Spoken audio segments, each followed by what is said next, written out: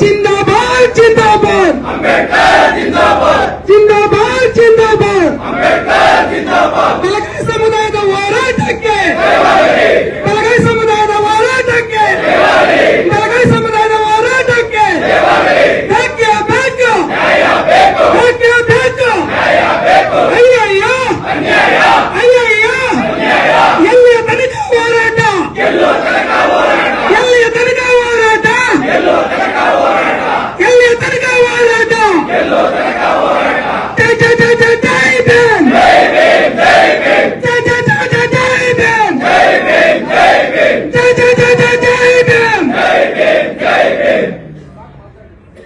ಬಲಗೈ ಸಮುದಾಯದ ಎಲ್ಲಾ ಗೌರವಾನ್ವಿತ ಹಿರಿಯ ನಾಯಕರುಗಳೇ ಹಾಗೂ ಒಂದು ಪ್ರತಿಭಟನೆಯಲ್ಲಿ ಪಾಲ್ಗೊಂಡಿರುವಂತಹ ನಮ್ಮ ಸಮಾಜದ ಎಲ್ಲಾ ಬಂಧು ಭಗಿನಿಯರೇ, ಕರ್ನಾಟಕ ರಾಜ್ಯದಲ್ಲಿ ಅತ್ಯಂತ ಹೆಚ್ಚು ಜನಸಂಖ್ಯೆಯನ್ನು ಹೊಂದಿರುವಂತಹ ನಮ್ಮ ಪರಿಶಿಷ್ಟ ಜನಾಂಗದ ಬಲಗೈ ಸಮುದಾಯ ಸಾಕಷ್ಟು ಜನಸಂಖ್ಯೆಯನ್ನು ಹೊಂದಿದರೂ ಕೂಡ ಉದ್ಯೋಗವನ್ನು ವರ್ಗೀಕರಣ ಮಾಡುವಂತಹ ಸಂದರ್ಭದಲ್ಲಿ ನಮ್ಮ ರಾಜ್ಯ ಸರ್ಕಾರ ಆಗಬಹುದು ಹಾಗೂ ಬಹಳಷ್ಟು ಎಲ್ಲಾ ಸರ್ಕಾರಗಳು ಕೂಡ ಈ ಹಿಂದಿನಿಂದಲೂ ಕೂಡ ಒಂದಷ್ಟು ತಪ್ಪುಗಳನ್ನ ಮಾಡ್ಕೊಂಡು ಬರ್ತಾನೆ ಇದೆ. ಈ ಒಂದು ತಪ್ಪುಗಳನ್ನ ಸರಿಪಡಿಸುವಂತ ನಿಟ್ಟಿನಲ್ಲಿ ನಮ್ಮ ಸರ್ಕಾರ ದೃಢವಾದ ಹೆಜ್ಜೆಯನ್ನು ಇಡುತ್ತೆ ಅಂತ ಹೇಳಿ ನಮಗೆ ನಂಬಿಕೆ ಖಂಡಿತವಾಗಲೂ ಕೂಡ ಇದೆ.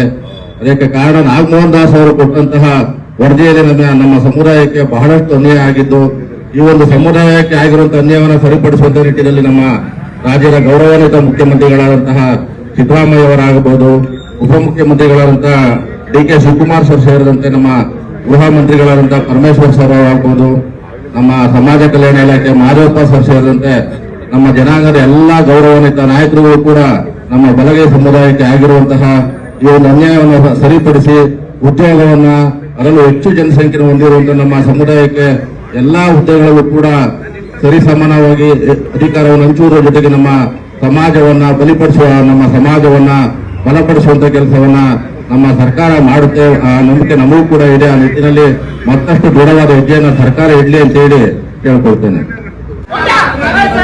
ಎಲ್ಲ ದಯಮಾಡಿ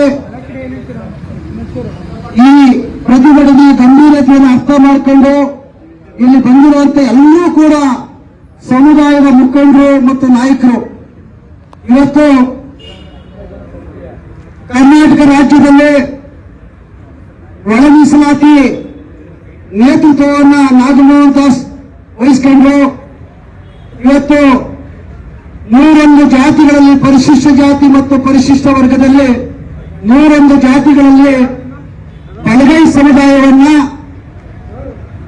ವರ್ಗೀಕರಣ ಮಾಡಿದಂತ ಸಂದರ್ಭದಲ್ಲಿ ಬಿ ಅಂತ ವರ್ಗೀಕರಣವನ್ನು ಮಾಡಿ ನಾಗಮೋಹನ್ ದಾಸ್ ಅವರು ಈ ರಾಜ್ಯದಲ್ಲಿ ಅತಿ ಹೆಚ್ಚು ಜನಸಂಖ್ಯೆಯನ್ನು ಉಳ್ಳಂತ ಪರಿಶಿಷ್ಟ ಜಾತಿಯ ಬಲಗೈ ಸಮುದಾಯವನ್ನ ಹೇಗೆ ವರ್ಗೀಕರಣ ಮಾಡಬೇಕಾಗಿತ್ತು, ಆದ್ರೆ ಮೊದಲನೇದಾಗಿ ಬಿ ಅಂತ ವರ್ಗೀಕರಣ ಮಾಡಿ ಮೊದಲನೇದಾಗಿ ನಮಗೆ ಅನ್ಯಾಯವನ್ನು ಮಾಡಿದ್ರು. ಜೊತೆಗೆ ಇವತ್ತೇನು ಬಲಗೈ ಸಮುದಾಯದ 16 ಉಪಜಾತಿಗಳನ್ನ ಬಿ ವರ್ಗಕ್ಕೆ ಸೇರಿಸಿ 63 ಬಲಗೈ ಸಂಬಂಧಿತ ಜಾತಿಗಳನ್ನ ಸುಮಾರು 1,38,427 ಜನಸಂಖ್ಯೆ ಒಳ್ಳೆಯನ್ನ ನಮ್ಮ ಬಲಗೈ ಸಮುದಾಯಕ್ಕೆ ಸೇರ್ಪಡೆ ಮಾಡಬೇಕಾಗಿತ್ತು. ಅದನ್ನ ಸೇರ್ಪಡೆ ಮಾಡಿಲ್ಲ. ಇವತ್ತು ನಾವು ಕರ್ನಾಟಕ ಸರ್ಕಾರಕ್ಕೆ ಒಂದು ಪ್ರತಿಭಟನೆ ಇತ್ತು ಮನವಿಯನ್ನು ಮಾಡ್ತೀವಿ.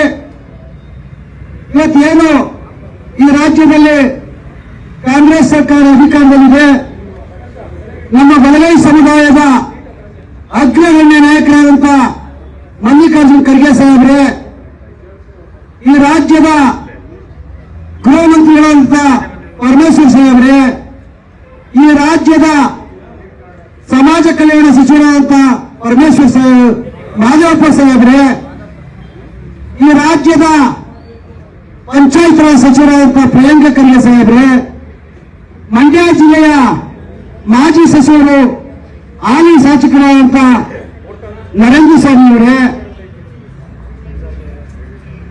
ಬೆಳಗಾವಿ ಜಿಲ್ಲೆಯ ಕುರ್ಚಿ ಶಾಸಕರಾದಂಥ ತಮ್ಮಣ್ಣನವರೇ, ನಯನ ಮೇಟಮ್ಮನವರೇ,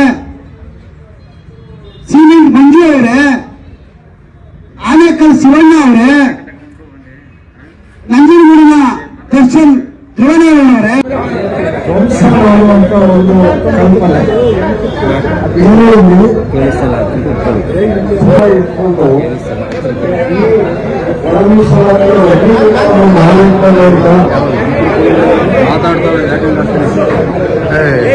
ದೇಶದ ಅನ್ವಯ ಕರ್ನಾಟಕದಲ್ಲಿ ಜಾತಿಗಳ ವರ್ಗೀಕರಣ ಆಗಿದೆ. ವರ್ಗೀಕರಣಕ್ಕೆ ಸಂಬಂಧಿಸಿದಂತೆ ಇದ್ರ ಬಗ್ಗೆ ಜಾತಿ ಜನಗಣತಿ ಇಲ್ಲದೆ ಆ ವರ್ಗೀಕರಣವನ್ನು ಮಾಡಲಿಕ್ಕೆ ಸಾಧ್ಯ ಇಲ್ಲ. ಹಂಗಾಗಿ ನ್ಯಾಯಮೂರ್ತಿ ನಾಗಮೋಹನ್ ದಾಸ್ ಅವರ ವರದಿ ಸಿದ್ಧಪಡಿಸುವ ಪೂರ್ವದಲ್ಲಿ ಮುಂಚಿತವಾಗಿ ಕಳೆದ ವರ್ಷ ಬಜೆಟ್ ಸಂದರ್ಭದಲ್ಲಿ ನಾವು ಒಂದು ಪ್ರಸ್ತಾವನೆಯನ್ನ ಎಲ್ಲ ಚಳುವಳಿಗಳ ಒಕ್ಕೂಟದ ವತಿಯಿಂದ ಸರ್ಕಾರದ ಮುಂದೆ ಇಟ್ಟಿದ್ದೀವಿ. ಅದೇನಪ್ಪಾ ಅಂದ್ರೆ ನಿಖರವಾದ ಉಪಜಾತಿಗಳ ಜನಸಂಖ್ಯೆ ಎಷ್ಟು ಅಂತ ತಿಳಿಯಬೇಕಾದ್ರೆ ಒಂದು ಕ್ಯಾಸ್ಟ್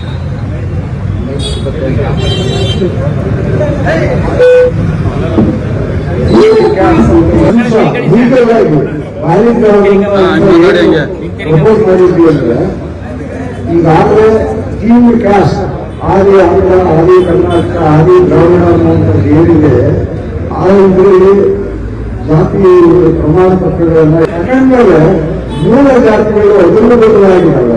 ಒಂದ್ ಕಡೆ ಏಕೆ ಅಂತ ಇನ್ನೊಂದ್ ಕಡೆ ಏಳು ಅಂತ ಬದಲಾಗಿದೆ. ಹಂಗಾಗಿ ಈ ಡೀಮ್ಡ್ ಕ್ಯಾಸ್ಟ್ ಸರ್ಟಿಫಿಕೇಟ್ ಏನಿದೆ ಅದರ ಹೆಸರಿನಲ್ಲಿ ನೀವು ಜಾತಿ ಜನಗಣತಿಯನ್ನು ಮಾಡಬಾರ್ದು. ಅದನ್ನ ವಿಡ್ರಾ ಮಾಡಬೇಕು. ವಿಡ್ರಾ